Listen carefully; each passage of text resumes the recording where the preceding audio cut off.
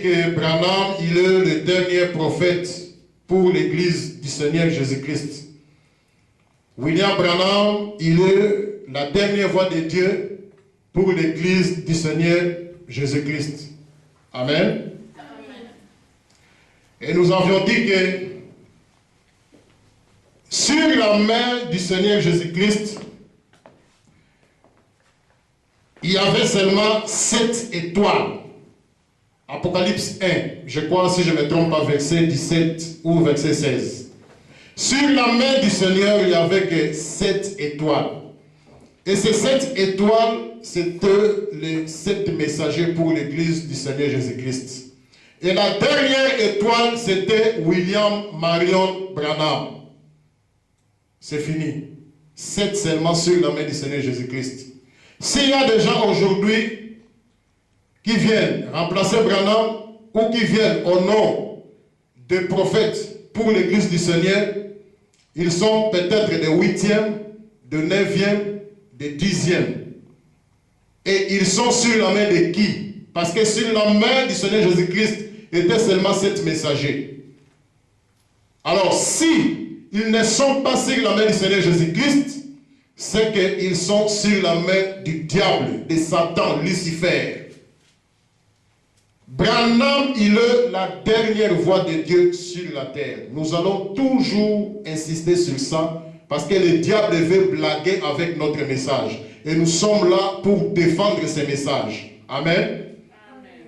Aujourd'hui, nous allons parler de l'importance de l'amour de Dieu. C'est une chose négligée par beaucoup de frères, beaucoup de sœurs. Alors que c'est très, très, très important. Sans l'amour de Dieu, tu ne peux pas aller au ciel. Sans l'amour de Dieu, tu es nulle part. Sans l'amour de Dieu, tu es perdu. Malgré tes prophéties, malgré tes miracles, malgré tout ce que tu fais de sacrifices pour le Seigneur, sans l'amour, tu es perdu. Aujourd'hui, nous allons vous montrer l'importance de l'amour de Dieu dans nos vies. En réalité, l'amour n'est pas vraiment une prédication, mais l'amour, c'est une vie. Et personne dans ce monde peut expliquer correctement l'amour de Dieu. Les chanteurs, ils ont essayé, tous, ils ont échoué. Des poètes, ils ont essayé, ils ont tous échoué. Même de prédicateurs, ils ont essayé, ils ont tous échoué. Pourquoi? Pourquoi ils ont échoué? Parce que l'amour, c'est la personne de Dieu lui-même. L'amour, c'est Jésus-Christ lui-même. Dieu n'a pas d'amour, mais il est lui-même cet amour. Nous, nous avons l'amour, mais Dieu n'a pas l'amour, il est lui-même cet amour. Alors, ce Dieu-là, il est celui qui existe par lui-même. Qui peut l'expliquer? Personne. Il existe par lui-même dans le vide comme ça. Ce Dieu-là, il n'a pas de commencement, il n'a pas aussi de fin. Qui peut l'expliquer? Personne.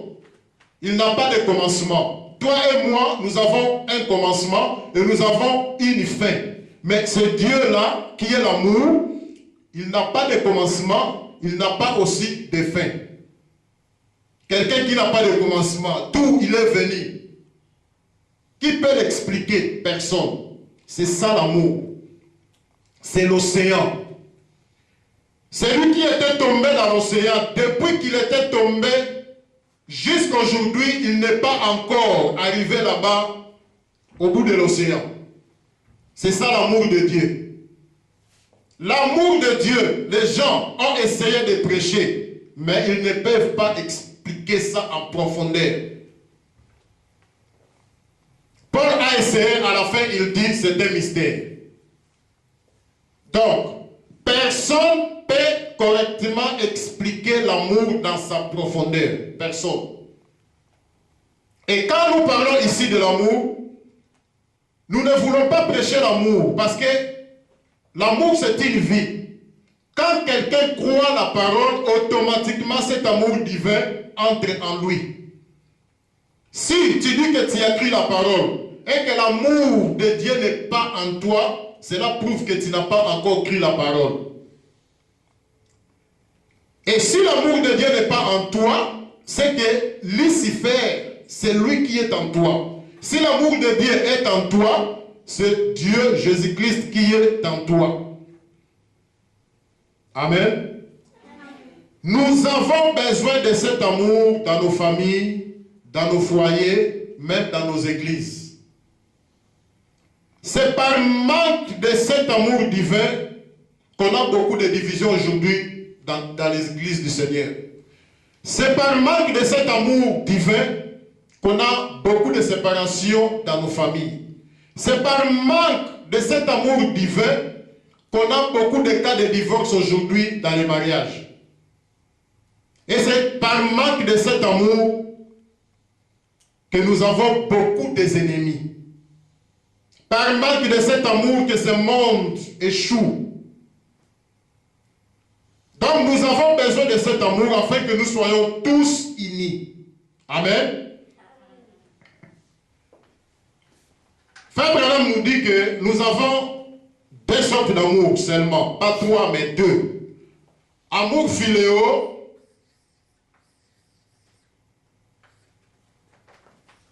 et l'amour agapao. Nous avons deux sortes d'amour. Nous allons d'abord commencer par philéo. Cet amour philéo, c'est un amour qui vient en nous quand nous naissons. Quand tu es né, automatiquement cet amour s'installe en toi. Cet amour philéo. Même quand tu étais bébé, tu avais toujours cet amour. Quand tu grandis, tu avais toujours cet amour philéo. Et cet amour philéo, c'est un amour conditionnel. Il y a des conditions ici. Quand quelqu'un a cet amour, il a des conditions. C'est-à-dire, si tu me fais du bien, moi aussi je te fais du bien. Si tu m'aimes, moi aussi je t'aime. Si tu ne m'aimes pas, je ne t'aimerai pas aussi. Tu m'appelles toujours au téléphone, moi aussi je vais commencer à t'appeler. Si tu ne m'appelles pas, moi aussi je ne t'appellerai plus.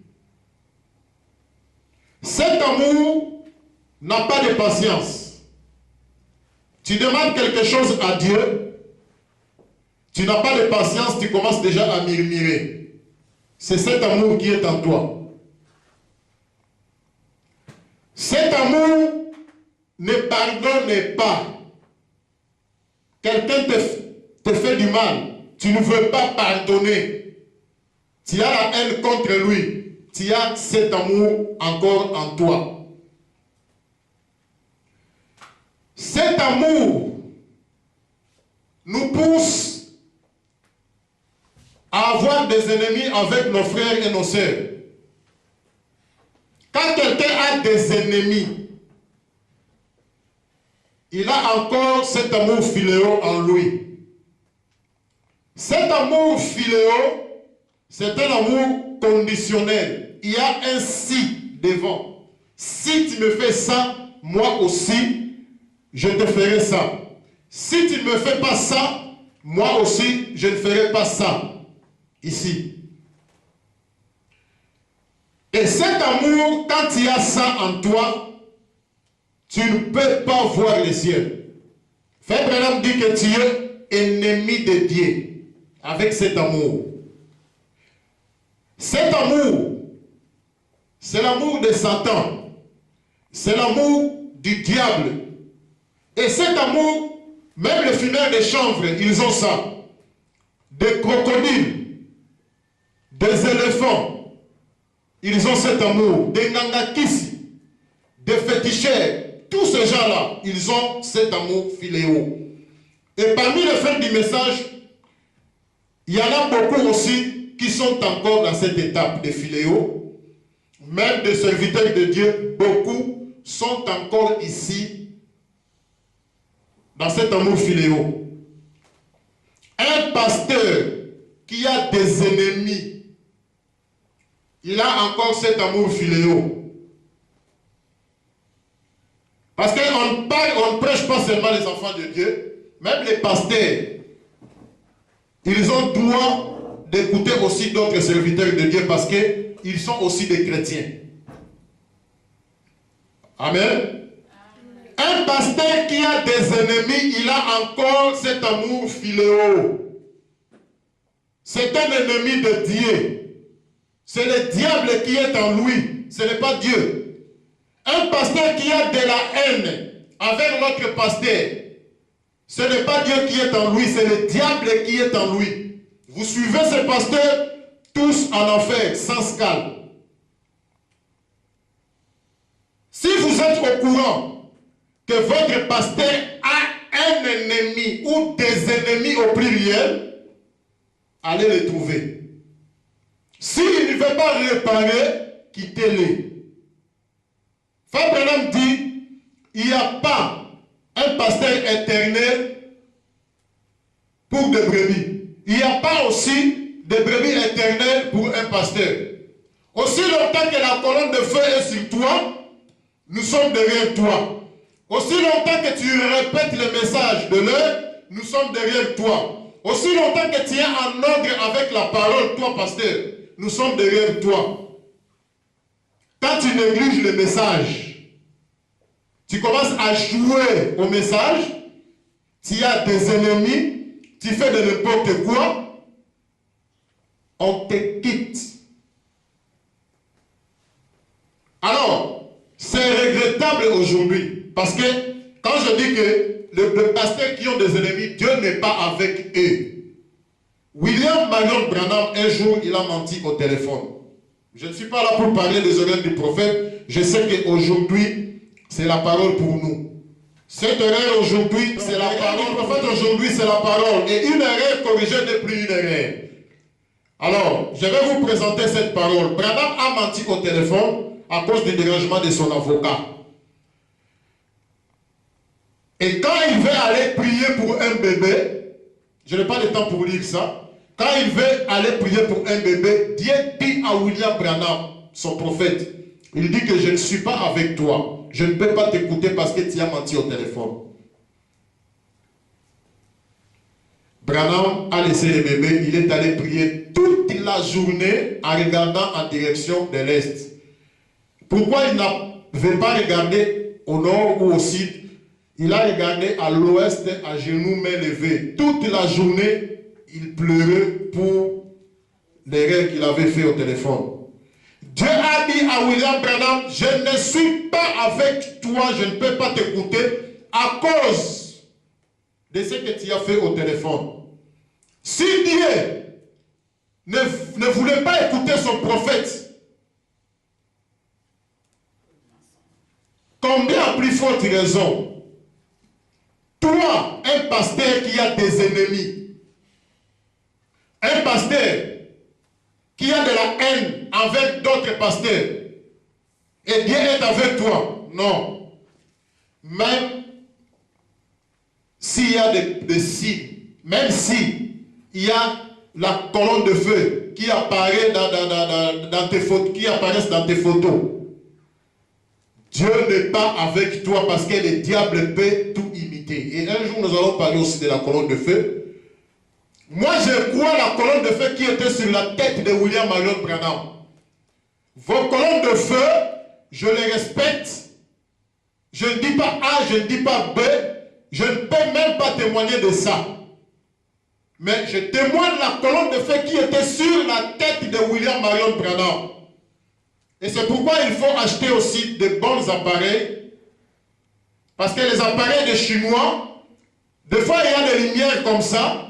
Vous pensez que c'est la colonne de feu. La colonne de feu était descendue sur William Marion Branham. On a pris la photo. C'est cette colonne de feu-là que nous témoignons. Il y avait un pasteur quelque part, il m'a montré une photo de la colonne de feu. Mais la colonne de feu là était sous ses pieds. Ça contredit déjà les Écritures. Remarquez la colonne de feu de William Branham. C'était une petite colonne de feu, mais toute la plénitude était là. C'était Dieu dans sa plénitude. J'ai vu une colonne de feu dans une photo d'un pasteur. Une grande colonne de feu comme un frigo. Et il était en train de témoigner partout. Nous témoignons seulement la colonne de feu qui était sur la tête de William Marion Branham. Un jour, nous allons parler de la colonne de feu et des boules de feu. Amen. Alors, si un pasteur a des ennemis, Dieu n'est pas avec lui. Si Dieu ne voulait pas écouter William Branham, ce pasteur-là aussi, Dieu ne l'écoutait pas. S'il y a des miracles, il y a des prodiges, il y a des signes, c'est pour seulement accomplir une écriture. Ce jour-là, beaucoup viendront. Seigneur, j'avais prié pour les malades. Seigneur, je prêchais ta parole. Seigneur, j'ai fait ça, j'ai fait ça, j'ai fait ça. Jésus leur dira, je ne vous ai jamais connu, vous qui commettez l'iniquité. Je ne vous ai jamais connu au passé. Donc, c'est que maintenant, Dieu ne les écoute pas. Dieu ne les connaît même pas. Amen. Dans ces messages, on ne peut pas avoir des ennemis. Parce que le message de William Branham, c'est l'amour. Si quelqu'un a des ennemis dans ces messages du temps de la fin, il est encore ici dans cet amour philéo. Et cet amour, c'est l'amour du diable. Avec cet amour, tu vas tout droit en enfer. Et maintenant, pour se débarrasser de cet amour, il te faut une nouvelle naissance.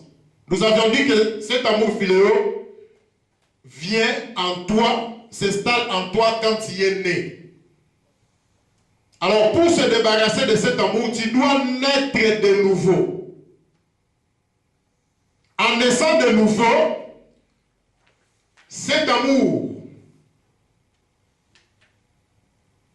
disparaît et automatiquement, cet amour agapao vient s'installer en toi.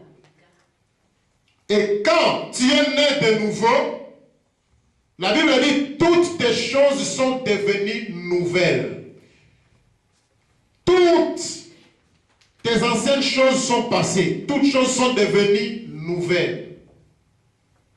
Et automatiquement, cet amour vient s'installer à toi. Amen. Ça, c'est l'amour philéo. Alors, nous allons maintenant parler de cet amour agapao. Cet amour agapao, nous avons dit que ça s'installe en nous quand nous naissons de nouveau. C'est-à-dire, l'ancienne naissance tombe, tu es né de nouveau avec une nouvelle naissance. Toutes tes anciennes choses sont passées et toutes choses sont devenues nouvelles. Avec cet amour, il n'y a pas de conditions. C'est un amour inconditionnel. Pas de conditions. Il n'y a pas de si. Si. Amen. Cet amour est toujours patient. Tu demandes quelque chose à Dieu, tu es patient, tu attends. C'est comme Abraham. Dieu l'avait dit qu'il aura un enfant. Il a entendu. Il a patienté pendant 25 ans. Voilà cet amour. Noé, Dieu l'avait dit qu'il va détruire le monde par le déluge. 120 ans, Noé était toujours patient. Quand tu as la patience en toi, c'est un élément de cet amour. Et cet amour pardonne toujours. Il y a toujours des pardons ici. Quelqu'un te fait du mal, tu pardonnes. Quelqu'un te frappe, tu pardonnes. Les frères disent, je ne t'appellerai plus. toi, tu l'appelles toujours. Le frère dit qu'à partir d'aujourd'hui, tu es mon ennemi. Tu vas toujours aimer ses frères. Tu vas toujours prier pour ses frères. Tu vas toujours faire les manœuvres pour que vous soyez en bonne relation avec ses frères. C'est ça, cet amour. Cet amour exquise tout. Cet amour n'a pas de limites, n'a pas de frontières. Si tu me fais ça, moi aussi je te fais ça. Non. Cet amour n'a pas de commencement, n'a pas aussi de fin. Même si tu ne m'aimes pas, moi je t'aimerai toujours. Même si tu me fais du mal, moi je pardonnerai toujours. C'est ça cet amour. Frère Branham dit, avec l'amour philéo, si par exemple, tu viens attraper ta femme avec un autre homme sur le lit, Frère Branham dit, tu vas le tuer. Tu vas tuer cet homme. Tu vas faire les dégâts avec cet amour. Mais avec amour agapao, Frère Branham dit, tu attrapes ta femme avec un homme sur le lit. La première chose qui va se lever en toi, c'est l'amour. Tu auras pitié de cet homme qui se perd. Je connais un frère quelque part. Il avait trouvé du boulot dans un autre pays. Il voyageait souvent. Et sa femme restait à la maison. Et sa femme, à l'absence de son mari, il tombait toujours avec un autre frère. Un jour, ils sont allés à l'église, le pasteur a prêché, la parole a touché la sœur a commencé à pleurer. Quand ils sont rentrés à la maison, le mari commence à demander à sa femme, mais pourquoi tu pleurais comme ça? La femme dit, je vais te dire la vérité, mais il faut qu'on puisse aller chez le pasteur. Je dirai la vérité devant le pasteur. Quand ils sont allés chez le pasteur, la femme a commencé à se repentir. La femme dit, pendant ton absence, mon mari, j'ai tombé plusieurs fois avec un frère. Le mari a demandé combien de fois? 25 fois avec les frères. Les frères regardent sa femme, la femme regarde le mari, le pasteur regarde la femme, le pasteur regarde le mari. Le frère s'est levé, il dit à sa femme, je te pardonne. Tu es toujours ma femme et je crois aujourd'hui que tu es vraiment une chrétienne. Parce que si tu n'étais pas chrétien, tu allais toujours cacher ça. Je te pardonne et le ciel aussi te pardonne. Amen. Qui peut le faire aujourd'hui? C'est le produit de cet amour agapao. Amen. Donc avec cet amour, tu dois toujours pardonner. Toujours, toujours. Ce n'est pas facile. Mais si tu as cet amour, tu vas toujours pardonner. Tu vas toujours aimer tes ennemis. Le frère a pardonné sa femme. Et même le pasteur était surpris. Le frère a pardonné sa femme. Il a aussi pardonné le frère qui tombait toujours avec cette sœur. Alors, c'est le fruit de cet amour. Dans le jardin d'Éden, vous remarquerez que quand Ève était tombée, Adam n'était pas tombé. Mais Adam a préféré porter le même fardeau avec sa femme. Sa femme était perdue, Dieu l'avait abandonnée. Adam ne pouvait pas laisser sa femme mourir seule. Tellement qu'il aimait beaucoup sa femme, il a préféré porter le même fardeau avec sa femme. Adam a abandonné même Dieu. Il a préféré aller avec sa femme. Et quand Dieu a vu cet amour, Dieu est descendu. Vers le soir, Dieu est descendu. Adam, Adam, où es-tu? Ainsi de suite. Donc, avec cet amour, il y a toujours de pardon. Cet amour est toujours patient. Cet amour esquisse tout. Cet amour, il n'y a pas de limite. Et cet amour, c'est l'amour de Dieu. Quand il y a cet amour agapao,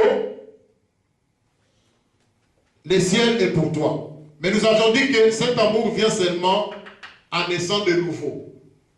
quand tu es né de nouveau, tu crois la véritable parole de Dieu, cet amour s'installe en toi. Et cet amour, c'est la personne de Dieu lui-même. Amen.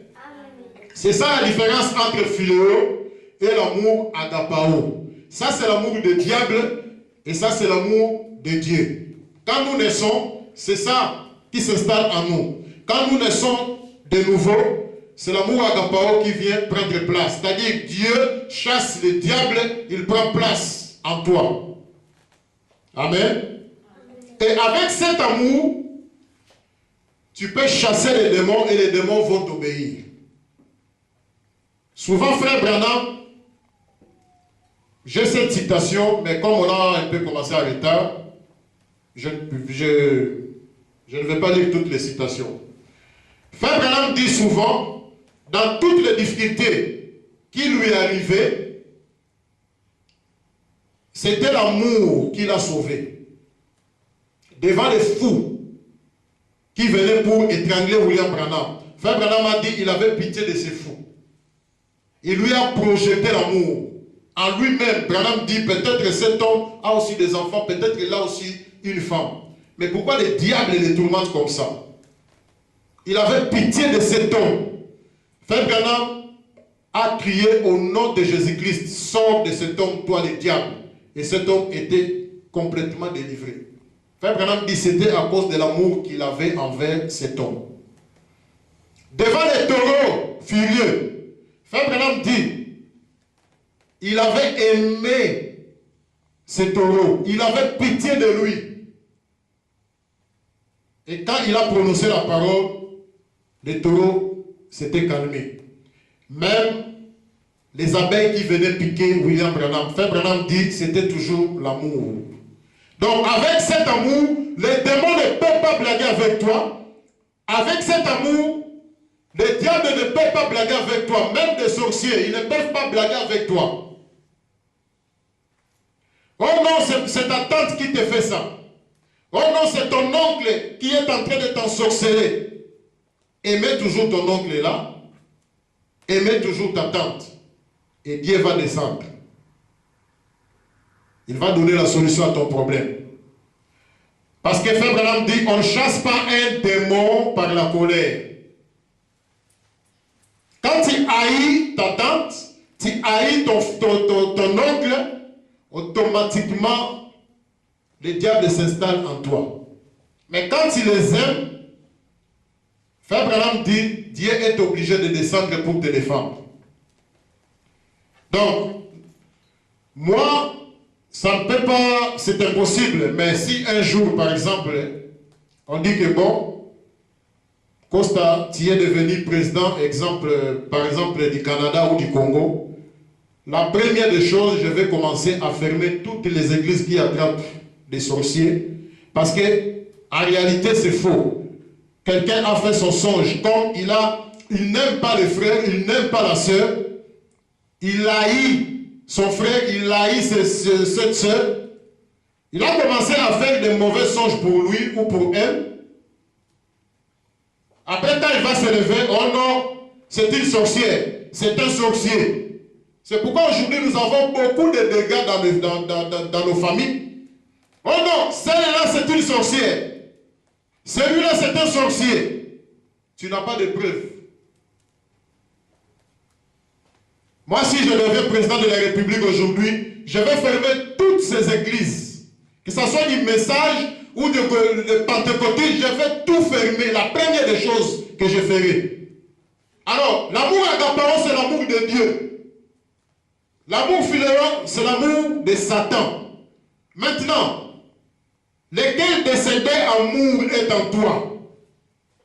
Si tu dis que c'est agapao qui est en toi, il faut que les gens puissent témoigner. Pas toi-même. Il faut que les gens puissent témoigner. Il y a aussi des fabrications de l'amour agapao, comme des sangos, des catholiques, des gens qui ne parlent pas beaucoup, des gens qui donnent toujours. Tu peux aussi donner, mais tu n'as pas cet amour. Parce que même les fumeurs de chanvre, des fois, ils donnent facilement à ses amis la cigarette. Même les féticheurs, ils donnent aussi. Tu viens, tu cherches quoi? Oh, je cherche ça. Les féticheurs te donnent. C'est aussi l'amour, mais c'est toujours philéo. Le vrai amour, quand tu donnes la vraie chose. Amen. Alors, si tu as cet amour, tu vas aimer ta soeur, tu vas aimer ton papa, tu vas aimer ta maman, tu vas aimer ton prochain. Parce que si tu n'aimes pas ton prochain, cela prouve que tu ne n'aimes pas Dieu. Nous allons lire des citations de Frère Branham. Frère Branham dit, les frères que tu vois comme ça, tu ne peux pas l'aimer. Mais Dieu que tu ne vois pas, tu dis que tu l'aimes. Tu es un menteur hypocrite. Si tu n'aimes pas ton frère, tu n'aimes pas ta sœur, cela prouve que tu n'aimes pas aussi Dieu. Il faut d'abord commencer à aimer ton frère. Amen. Un jour, le pasteur Lys avait dit, je ne sais pas si c'était un songe ou une parabole, je ne sais pas. Il a dit qu'il y avait une sœur quelque part, et la sœur, quand elle priait, elle disait toujours que Seigneur, je t'aime, je t'aime, je t'aime, j'aime ta parole, je t'aime Seigneur. Et Dieu a dit à cette sœur, je viendrai te visiter tel jour, à cette heure. Alors la femme a commencé à se préparer. Elle a commencé à se préparer. Et quand l'heure était arrivée, elle attendait Dieu. Elle a préparé la table avec des assiettes luxueuses. Quand l'heure était arrivée, elle a vu un clochard. Elle sentait mauvais, très sale. Le clochard était devant elle, devant la porte.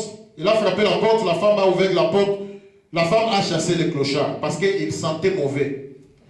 Il dit au clochard que moi j'entends un homme spécial. Je n'ai pas besoin de toi. Quitte le lieu. Le clochard était en train de supplier la femme. Donne-moi un peu à manger, j'ai faim. Tellement la femme voulait, la sœur voulait se débarrasser de cet homme, le clochard. Il a ramassé une assiette quelque part, il a mis quelque chose là, il lui a donné, va manger, quitte le lieu. Le clochard a mangé et le clochard est parti. La femme a entendu jusqu'au soir. Dieu n'était pas arrivé. 23h, minuit, Dieu n'était pas arrivé. Il commence à se déranger. Elle commence même à murmurer. Mais on nous dit toujours que ce Dieu-là, il est toujours derrière sa parole. Mais pourquoi il n'est pas venu? Quand elle dormait, le même Dieu est venu encore. Quand il a vu Dieu, la sœur a crié, mais Seigneur, tu m'avais dit que tu vas venir, mais tu n'es pas venu. Le Seigneur lui dit, je t'ai venu. La femme dit, mais non, moi j'étais là, je ne t'ai pas vu. Dieu lui dit, tu n'as pas vu un clochard chez toi? La femme dit, oui, je viens clochard, mais moi j'attendais toi, je n'avais pas besoin de clochard. Dieu lui dit, c'était moi qui étais venu dans la chair humaine. Et la femme avait raté sa visitation. Amen. Amen. Tout ce que nous faisons aux autres, c'est-à-dire que nous le faisons. Dieu était venu dans une chair humaine, mais la femme n'a pas discerné, elle a raté sa visitation. Amen. Et la femme typifie toujours l'Église. Cette femme a raté sa visitation. Tout ce que nous faisons aux autres, c'est à Dieu que nous le faisons. Je vais lire un verset de la Bible. Actes, chapitre 9, verset 1 à 6. La Bible dit, cependant, Saul respirant encore la menace et le maître contre les disciples du Seigneur, se rendit chez le souverain sacrificateur et lui demanda de l'être pour les synagogues de Damas, afin que, s'il trouvait des partisans de la nouvelle doctrine, hommes ou femmes, il les amena liés à Jérusalem. Comme il était en chemin et qu'il approchait de Damas, Tout à coup, une lumière venant du ciel resplendit autour de lui. Il tomba par terre et il entendit une voix qui lui disait « Saul, Saul, pourquoi me persécutes-tu » Paul était en train de persécuter les chrétiens, mais quand il a rencontré la colonne de feu, la voix est sortie de la colonne de feu. La voix dit « Paul, Saul, Saul, pourquoi me persécutes-tu » Il répondit « Qui es-tu, Seigneur ?» Parce que Paul avait la connaissance que la colonne de feu, c'est Dieu lui-même. « Qui es-tu, Seigneur ?» Et le Seigneur dit « Je suis Jésus que tu persécutes. » Oh. Paul persécute des frères et des sœurs, mais Jésus dit que c'est moi que tu persécutes. Donc, tout ce que nous faisons à nos bien-aimés, nous le faisons à Jésus. Tout ce que nous faisons aux autres, nous le faisons à Jésus. Qui es-tu, Seigneur? Et le Seigneur dit, je suis Jésus que tu persécutes. Il te serait dur de régimer contre les aiguillons. Tremblant et saisi d'effroi, il dit, Seigneur, que veux-tu que je fasse? Et le Seigneur lui dit, lève-toi, entre dans la ville et on te dira ce que tu dois faire. Amen. Donc Paul était en train de persécuter les chrétiens, il était en train de persécuter les frères et les sœurs, mais quand il a rencontré la colonne de feu sur le chemin de Damas, Dieu lui dit, c'est moi que tu persécutes. Tout ce que nous faisons aux autres, c'est à Dieu que nous le faisons. Je vais lire encore un verset de la Bible. Matthieu 25, verset 34 à 46. La Bible dit, alors le roi dira à ceux qui seront à sa droite, venez, vous qui êtes bénis de mon Père, prenez possession du royaume qui vous a été préparé dès la fondation du monde. Car j'ai eu faim, et vous m'avez donné à manger. J'ai eu soif, et vous m'avez donné à boire. J'étais étranger, et vous m'avez recueilli. J'étais nu. Des fois, quand on reçoit des étrangers chez nous, tu peux recevoir aussi Dieu dans la chair humaine sans le savoir. Mais ce n'est pas pour tous les étrangers. Parce que le diable imite toujours. J'étais nu et vous m'avez vêtu. J'étais malade et vous m'avez visité. Des fois, il faut aussi visiter nos frères qui sont dans des hôpitaux, dans des prisons. C'est très important. Tout ce que nous faisons aux autres, c'est-à-dire que nous le faisons. Ici, c'est Jésus qui parle. Il dit que j'étais nu et vous m'avez vêtu. J'étais malade et vous m'avez visité. J'étais en prison et vous êtes venus vers moi. Les justes lui répondront, Seigneur, quand avons-nous vu avoir faim et t'avons-nous donné à manger, ou avoir soif et t'avons-nous donné à boire?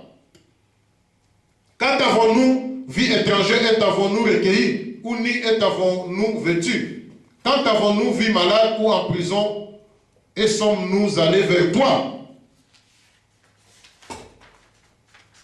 Et le roi lui répondit, je vous le dis en vérité, toutes les fois que vous avez fait ces choses à l'un de ces plus petits de mes frères, c'est à moi que vous les avez faites. Amen. Ensuite, il dira à ceux qui seront à gauche, retirez-vous de moi, maudits, allez dans le feu éternel qui a été préparé pour le diable et pour ses anges. Car j'ai eu faim et vous ne m'avez pas donné à manger, j'ai eu soif et vous ne m'avez pas donné à boire. J'étais étranger et vous ne m'avez pas recueilli. J'étais nu et vous ne m'avez pas vêtu. J'étais malade et en prison et vous ne m'avez pas visité. Ils répondront aussi, Seigneur, quand avons-nous vu ayant faim ou ayant soif ou étranger ou nu ou malade ou en prison et ne t'avons-nous pas assisté? Et il leur dit, je vous le dis en vérité, toutes les fois que vous n'avez pas fait ces choses à l'un de ces plus petits, c'est à moi que vous ne les avez pas faites. Et ceux-ci iront au châtiment éternel, mais le juste à la vie éternelle. Amen. Voilà l'importance de faire toujours le bien aux autres. Quelqu'un manque la nourriture, tu lui donnes. Quelqu'un manque à vêture, tu lui donnes. Quelqu'un est dans les besoins, tu aides. Quand tu fais tout ça, tu es en train d'aider le Seigneur. Tu es en train de faire ça pour le Seigneur. Et un jour, Jésus là va te récompenser. Mais si tu ne fais pas ça, tu es égoïste. Parce qu'aujourd'hui, même dans les messages, nous avons des égoïstes. Ils ne veulent pas donner. Même pour l'œuvre de Dieu, ils ne veulent pas participer. Il est là seulement pour sa famille. Tout son argent, c'est pour sa famille. Il oublie l'œuvre de Dieu. Ils oublient les serviteurs de Dieu. Vous allez répondre un jour. Si Dieu te donne l'argent, cet argent, c'est pour l'œuvre de Dieu. C'est pour les serviteurs de Dieu. C'est pour l'évangélisation. C'est pour les missionnaires premièrement. Tu vas occuper aussi ta famille. Mais premièrement, c'est Dieu. La Bible dit, cherchez d'abord le royaume des cieux et toutes choses vous seront données par-dessus. Amen. Et si tu as l'habitude d'épauler l'œuvre de Dieu ou d'épauler les serviteurs de Dieu, tu es en train de faire, tu es en train d'aider le Seigneur. Tu n'es pas en train d'aider le pasteur, tu n'es pas en train d'aider une personne, mais tu es en train d'aider le Seigneur pour que son œuvre puisse aller de l'avant. Et ce jour-là, Dieu te dira, entrez dans mon royaume. Et les autres, retirez-vous de moi, maudits. Donc, tout ce que nous faisons aux autres, c'est à Dieu que nous le faisons. Encore un autre témoignage. Un jour, il y avait un frère quelque part. Il avait seulement un enfant.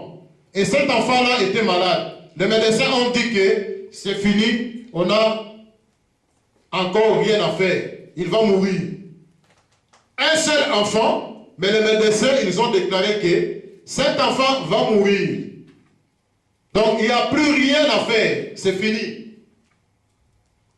Alors, il y avait un frère qui avait 4 enfants. Il était venu visiter l'enfant à l'hôpital. Quand il est venu, le frère, il a vu le frère pleurer, en train de pleurer. Il lui demande, mais pourquoi tu pleures? Le frère lui explique que non, les médecins ont dit que c'est fini, donc mon enfant va mourir, il n'a rien à faire. Le frère a regardé l'enfant, il avait pitié de l'enfant. Il a regardé son papa, tellement il pleurait beaucoup, le frère avait pitié. Le frère a aimé ses papas, il a aimé aussi l'enfant. Il a aussi commencé à pleurer. Il a pris l'enfant, il a soulevé l'enfant, il a dit, Seigneur, moi j'ai 4 enfants. Si tu veux prendre l'enfant, va prendre un de mes enfants. Mais laisse ce frère avec son enfant. Parce qu'il a seulement un enfant. Si tu prends cet enfant, il va rester vide. Va prendre un de mes enfants. Laisse cet enfant en vie, Seigneur. Il a dit Amen. Quand il a dit Amen, l'enfant a fait et l'enfant s'est levé. Sur place guéri. Qu'est-ce qui a fait descendre Dieu pour qu'il puisse guérir cet enfant? C'est l'amour que le frère avait en lui. Cet amour a fait descendre Dieu et Dieu a guéri l'enfant. Et Dieu n'a pas pris même un enfant chez le frère. Tous étaient en vie. Donc quand tu as l'amour, c'est l'amour qui fait descendre Dieu. Dans tous les problèmes que tu as, c'est l'amour qui fait descendre Dieu. Quand tu présentes la haine fait descendre Satan. Quand tu présentes l'amour, l'amour fait descendre Dieu. Amen. Donc ce frère, il a prié pour l'enfant. Il avait pitié de son papa. Mais Dieu est venu intervenir. Tout ce que nous faisons aux autres, nous le faisons à Dieu. Si par exemple, en 1930, tu as dit à ton frère qu'à partir d'aujourd'hui, tu es mon ennemi. Depuis 1930 jusqu'à aujourd'hui, 2016, tu es aussi ennemi de Dieu. Tout ce que nous faisons aux autres, nous le faisons à Dieu. Tu dis à ta soeur, à partir d'aujourd'hui, je n'ai plus besoin de toi, tu n'as plus besoin de Dieu. À partir d'aujourd'hui, je ne veux plus te voir, tu ne veux plus voir Dieu. À partir d'aujourd'hui, tu es mon ennemi, tu es aussi ennemi de Dieu. C'est pourquoi rien ne marche dans ta vie, rien ne marche dans votre famille, rien ne marche dans votre couple, dans vos couples. Parce que vous avez abandonné Dieu quelque part. Oh non, tu es mon ennemi. Si tu l'as dit en 1930, jusqu'aujourd'hui en 2016, Dieu n'est plus avec toi. Tu es aussi ennemi de Dieu. Amen. Alors, pour aimer Dieu, il faut d'abord commencer à aimer ton frère. Il faut commencer d'abord à aimer ta soeur. Il faut commencer d'abord à aimer ton prochain. Quand tu dis que j'aime Dieu, tu dois aimer aussi tes enfants. Tu ne peux pas leur donner des noms compliqués. Oh non, Mutombo, oh, Nzouzi. Ce sont des noms de coutumes, des noms sataniques. Tu donnes à ton enfant le nom de Edingwe. Tu donnes à ton enfant le nom de Bob Marley. Cet enfant sera un vrai femelle de chanvre. Tu donnes à ton enfant le nom de Makila Mabé. Cet enfant sera aussi Makila Mabé. Il faut donner de bons noms à vos enfants parce que le nom a toujours de l'influence. Moi, j'ai donné, par exemple, la première fille, elle s'appelle Shalom. La deuxième fille, le premier garçon, il s'appelle William Marion Branham. La troisième fille, elle s'appelle Alléluia.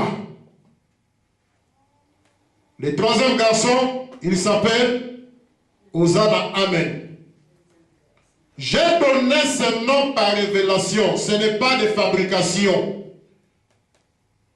Parce qu'il y a des gens qui donnent des noms, Rebecca, mais c'est une grande prostituée. Il y a des frères qui donnent des noms, par exemple David, Ézéchiel. Ce sont des bons noms, mais si ce n'était pas par révélation, ces enfants ne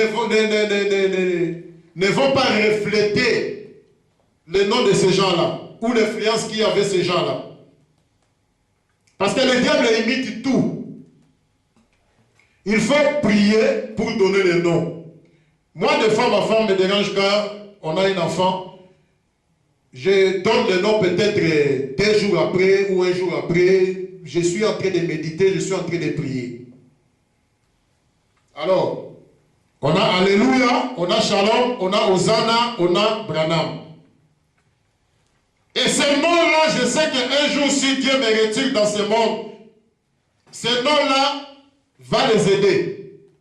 Quand par exemple, Alléluia veut faire quelque chose de mal, ou elle veut commencer à avoir des copains, quand on leur dira, mais toi aussi, Alléluia, tu fais ça, ça va commencer à travailler dans son cœur. Je suis Alléluia. Je suis Branham. Je suis Shalom. Je suis Hosanna. Amen. Si vous aimez, vous devez aussi aimer vos enfants. Vous devez donner de bons noms, parce que le nom a toujours de l'influence sur la personne. Si vous donnez des noms, par exemple, Elvis Presley, vous donnez des noms, par exemple, Kofi Olomide, Papa Wemba, Weyason, ces enfants seront des bons musiciens, mais dans le monde. Et vous êtes en train de maudire vos enfants. Donc, vous avez le pouvoir entre vos mains de bénir ces enfants et de les maudire. Tu donnes de mauvais noms, tu es en train de maudire les enfants, tu es un sorcier, tu es une sorcière. Parce que la sorcellerie aujourd'hui, le diable, il est maintenant dans une autre technologie. Ce n'est pas seulement sortir la nuit avec un balai, mais aujourd'hui, tu donnes un mauvais nom à ton enfant, tu es en train de l'ensorceler. Moi, ça m'étonne dans les 5 messages du temps de la fin, on a des Nzouzi, on a des Timba, on a des Mampassi, on a des Bob Marley. Dieu a changé. Ce sont des noms, ainsi de suite, qui vous maudit. Dieu a changé à Abraham. Dit Sarah, Dieu a changé à Sarai. Pardon, Sarai, Dieu a changé à Sarah. Pourquoi Dieu changeait de nom? Parce que le nom a de l'influence. Donc si, ouais, Jacob c'était Israël. Si vous aimez vos enfants, vous allez aussi leur donner des bons noms. Au cas contraire, vous ne les aimez pas. Si réellement tu aimes Dieu, tu as l'amour agapao dans ton cœur, tu vas aimer tes enfants, tu vas aussi aimer ton mari, tu ne peux pas les tromper. Tu vas respecter ton mari, tu ne peux pas être brutal devant ton mari, tu vas aimer ton mari, tu vas le servir comme on sert le Seigneur. C'est ce que la Bible dit. Et si tu aimes ta femme, tu ne peux pas tromper ta femme. Tu vas aimer ta femme, tu vas toujours répondre à ses besoins, ainsi de suite. Amen. Donc, aimer Dieu, c'est aimer ton prochain. Aimer Dieu, c'est aimer ton frère. Aimer Dieu, c'est aimer la sœur qui est à côté de toi. Aimer Dieu, c'est aimer ton papa, c'est aimer ta maman. Alors, si nous allons un peu plus loin, pour terminer, aimer Dieu, tu dois aussi aimer. D'abord, aimer Dieu, je vais retourner un peu en arrière. Cela m'est arrivé dans ma tête là. Donc, si tu aimes ta femme, si tu aimes ton mari, tu ne peux pas les tromper, tu ne peux pas la tromper. Si tu as déjà fait ça quelque part, c'est le moment de venir arranger. Parce que Dieu peut te retirer n'importe quand. Oh non, mon mari va me chasser. C'est mieux qu'il te chasse et que le ciel t'accepte. Si tu ne veux pas que ton mari te chasse, le ciel va te chasser. Nous avons peu de temps dans ce monde. C'est le moment d'aller réparer avec ton mari, avec ta femme. Si tu ne le fais pas, l'enfer t'attend. Et l'enfant là que tu as dans ta maison, parmi tes enfants, il y a un enfant qui n'est pas l'enfant de ton mari. Va dire la vérité à ton mari. S'il te chasse, gloire à Dieu, Dieu t'accepte. Amen. Amen. Aimer Dieu, c'est aimer aussi les prophètes. Si tu n'aimes pas les prophètes, tu n'aimes pas aussi Dieu. Nous avons lu la fois passée 1 Samuel chapitre 1 verset 8. La Bible dit, l'Éternel dit à Samuel, c'est-à-dire les gens ont refusé Samuel, ils ne voulaient plus de Samuel, ils avaient la haine envers Samuel, ils ont rejeté Samuel. Et quand Dieu était descendu, Dieu a dit à Samuel, écoute la voix du peuple dans tout ce qu'il te dira, car ce n'est pas toi qui le rejette, c'est moi qui le rejette, afin que je ne règne plus sur eux. Tous ces gens-là qui refusent le prophète, ils n'aiment pas Dieu. Refuser les prophètes, c'est refuser Dieu. Tu n'aimes pas les prophètes, tu n'aimes pas aussi Dieu. Tous ces gens qui n'aiment pas William Branham, que ce soit dans les dénominationnels, dans les Pentecôtes, ou dans les Nzambe Malam, ou dans les groupes de prière, même dans les messages, nous avons aussi des gens qui n'aiment pas le Seigneur. Quand tu dis Branham, Branham, Branham, ils sont scandalisés.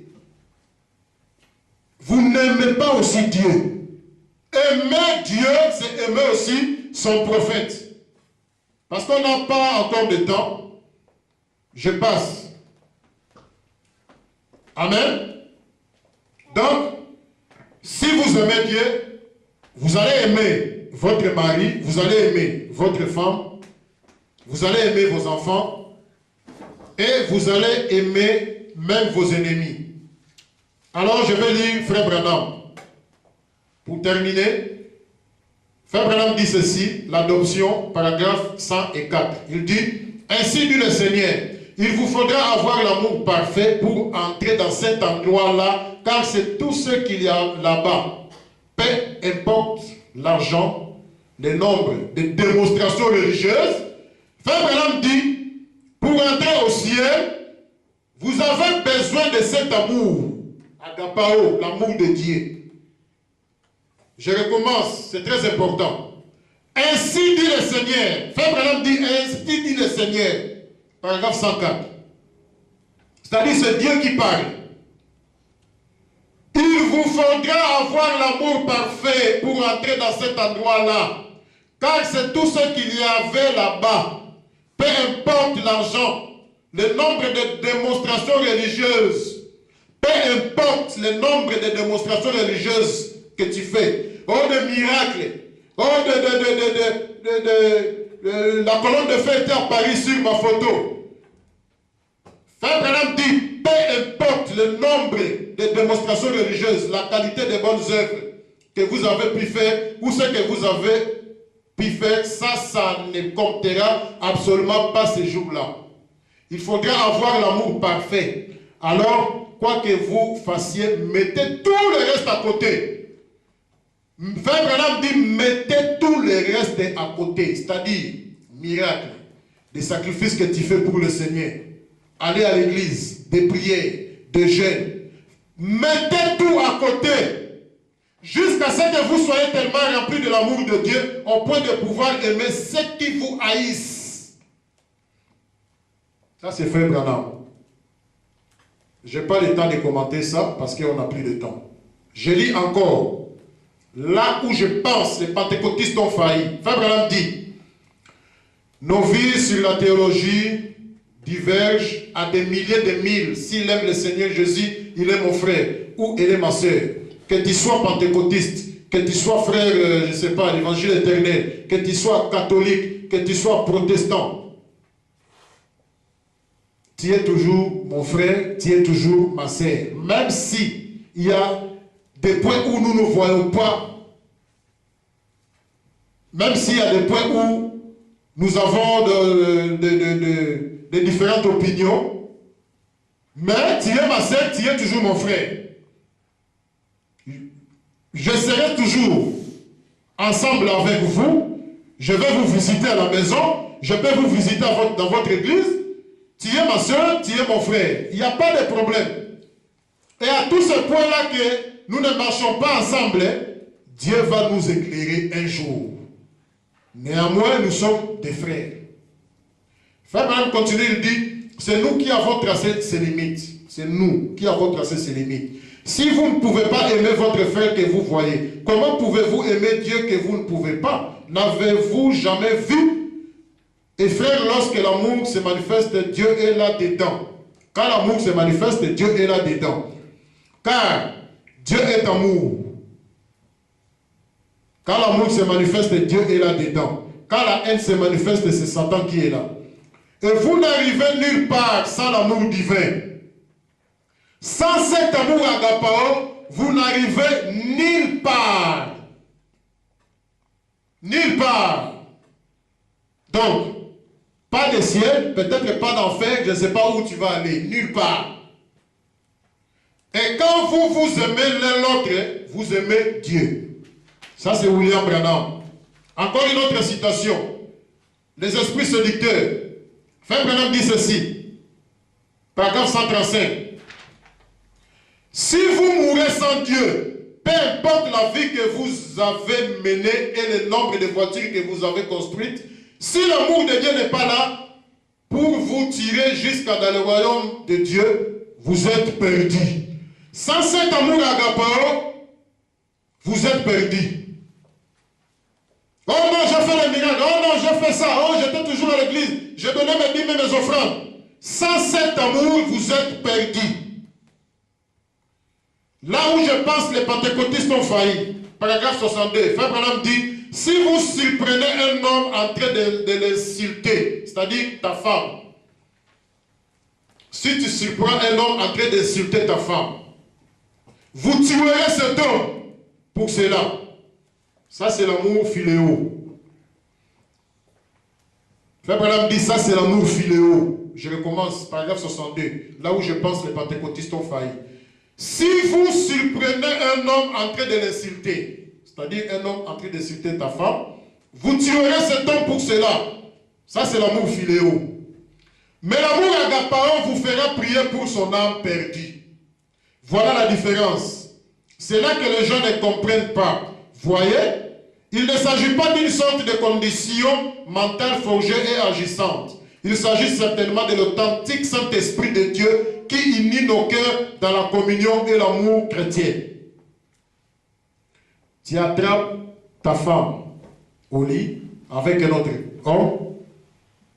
Tu attrapes. Tu vois un homme en train d'insulter ta femme. Frère Branham dit, si tu as l'amour philéo, tu vas tuer cet homme. Si tu as l'amour agapao, tu vas pardonner. Amen. Pour terminer, Frère Branham continue, il dit,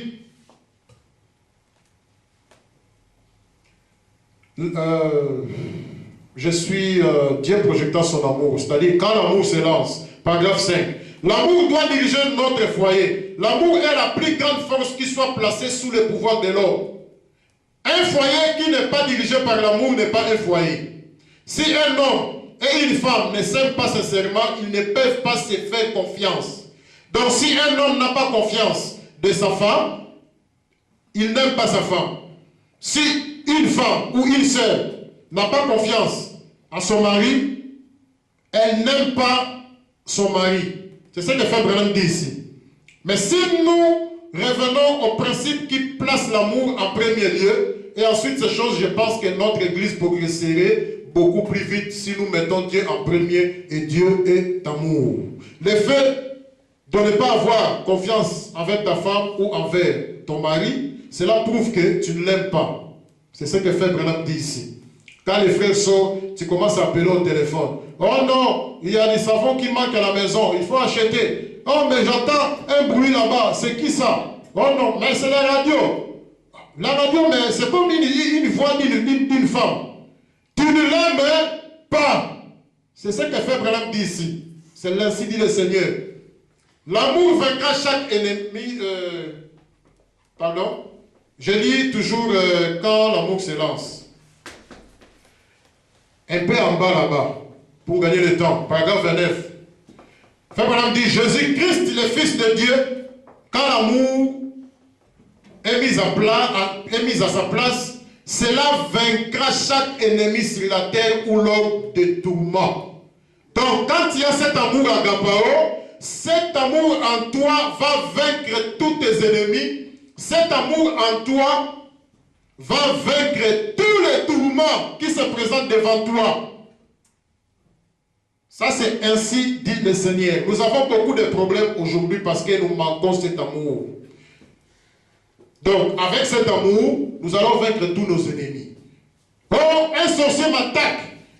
Une sorcière m'attaque. Oh, mon père m'attaque. Je vis dans un songe. Je vis ma maman en train de m'ensorceler. Cela n'existe pas pour celui qui a l'amour. Parce que lui, il ne va pas combattre. C'est l'amour qui est en lui qui va combattre tous ces gens-là. Des sorciers, des marabouts, des magiciens, ainsi de suite. Et Frère Branham dit encore que l'amour vaincra tous les tourments qui se présentent devant toi. Donc, c'est très important d'avoir l'amour de Dieu. Parce que la Bible dit, l'amour du plus grand nombre se refroidira au futur. La Bible parlait de notre temps. C'était au futur. La Bible n'a pas dit l'amour du plus grand nombre se refroidit. Non. L'amour du plus grand nombre se refroidira. C'est ce que nous voyons aujourd'hui. Aujourd'hui, nous pouvons dire que cette écriture est accomplie sous nos yeux. L'amour de beaucoup sont déjà refroidis. Même les frères du message du temps de la fin. Cette église n'aime pas l'autre église. Cette église n'aime pas l'autre église. Nous avons invité beaucoup de gens ici, parce que nous sommes des frères, nous sommes des sœurs, on a commencé quelque chose pour le Seigneur. Les gens ne sont pas venus, ils n'ont même pas appelé pour s'excuser. Ils sont ici, amour philéo. Nous, dans le message, nous devons être des exemplaires, parce que le message que nous avons reçu, c'est l'amour. Amen. On est arrivé à la fin de notre prédication d'aujourd'hui. Donc, pour terminer, quand nous naissons, automatiquement cet amour philéo s'installe en nous. Pour nous débarrasser de cet amour philéo, nous avons besoin de la nouvelle naissance. Quand nous naissons de nouveau, cet amour agapao vient prendre place en nous. Et avec cet amour, vous irez tout droit en enfer, sans escale. Il n'y a pas d'escale, tout droit en enfer. Et cet amour, c'est l'amour du diable. Cet amour, c'est l'amour de Dieu. Et avec cet amour, tout droit au ciel. Amen. Nous allons continuer peut-être le dimanche qui vient. On voulait aussi voir la pyramide de Noc. Comment cette pyramide a commencé, comment Dieu a commencé à construire son église. Cela a commencé par la foi avec Paul. Et juste là-bas au bout, c'est William Branham avec l'amour fraternel. Peut-être un autre jour. Que le Seigneur vous bénisse richement. Qu'il vous comble. Qu'il vous remplisse. Amen. Avec nos têtes inclinées, nous allons chanter un cantique et après, je vais clôturer.